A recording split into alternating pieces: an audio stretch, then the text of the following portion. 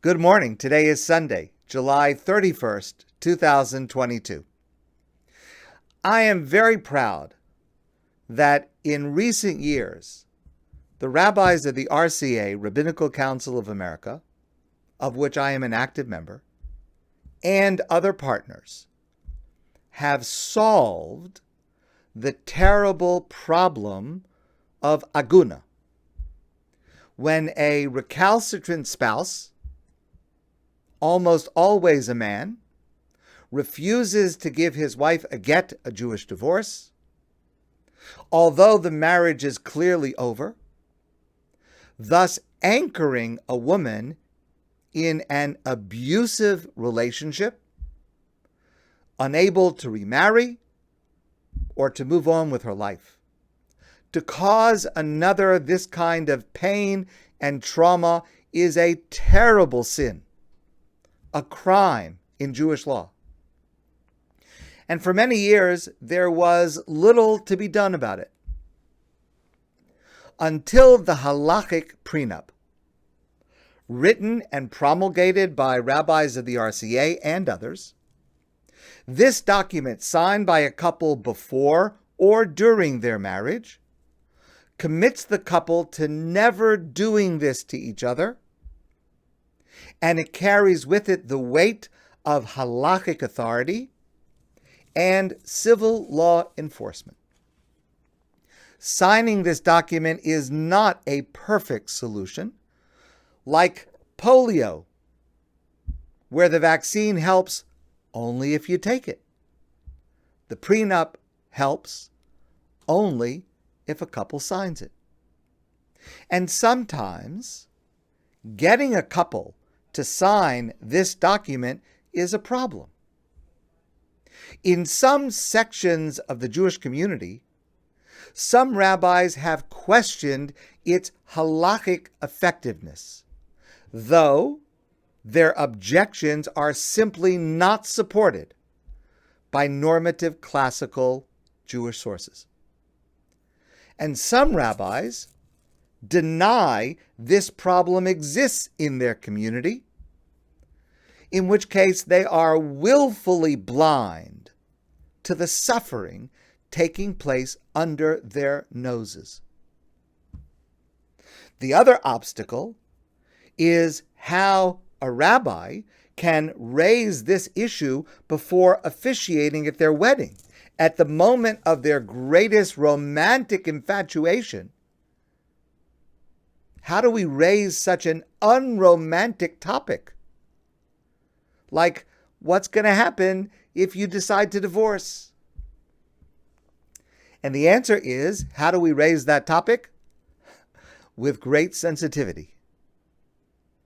When I meet with couples, and I will only officiate at a wedding if the couple signs this document, like many, many other rabbis, I have several elements to the approach I take in successfully introducing and explaining this document.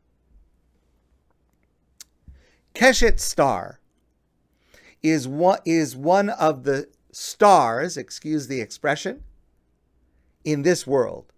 She is the spectacular director of ORA, O-R-A, Organization for the Resolution of Agunot. I admire Keshet. I work closely with her, and I learn from her. And she has just written an article in the Jewish Link newspaper, which makes a crucial point that goes beyond this specific topic and is especially relevant to understand today. She writes, "Isn't signing a halachic prenup unromantic? When we are first embarking on marriage, the very last thing we want to consider is that it might all fall apart." Now, there are several responses to this question, this obstacle, but Keshet writes and emphasizes the following. She writes, contrary to public opinion, signing a prenup is actually the most romantic move of all. She writes, "If I had to tell you about the most powerful moments in my marriage, none of them came in the shiny, perfect times, but rather when we are forced to rise to our challenges."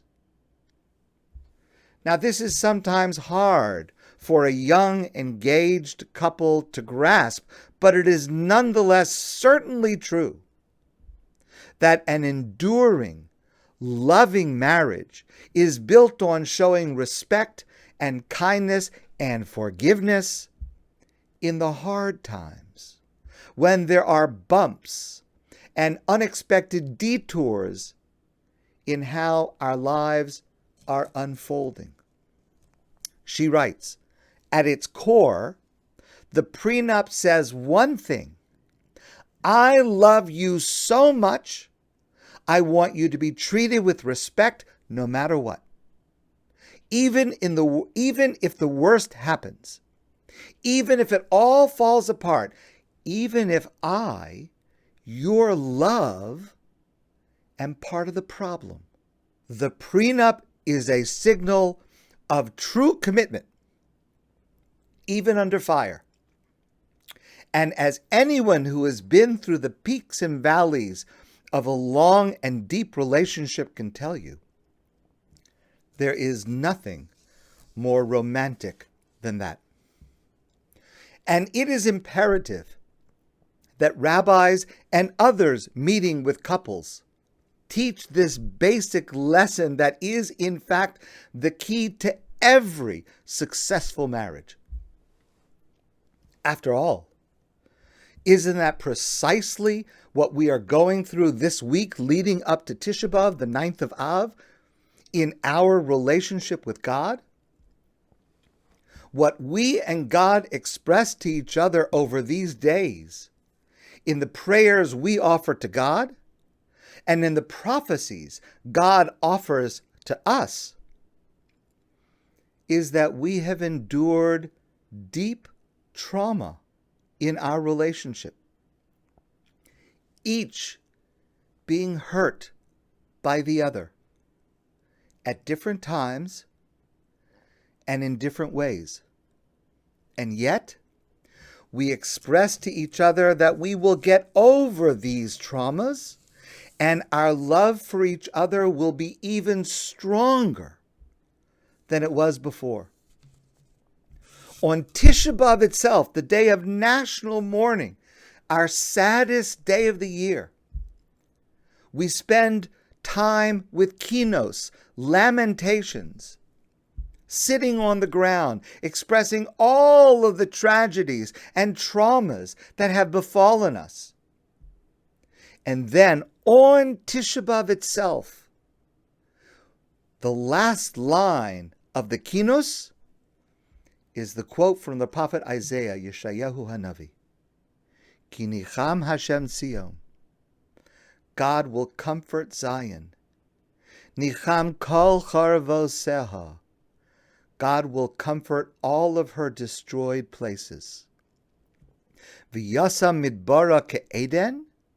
And God will make her wilderness like Eden, v'arvasa kagan Hashem, and her desert like the garden of God.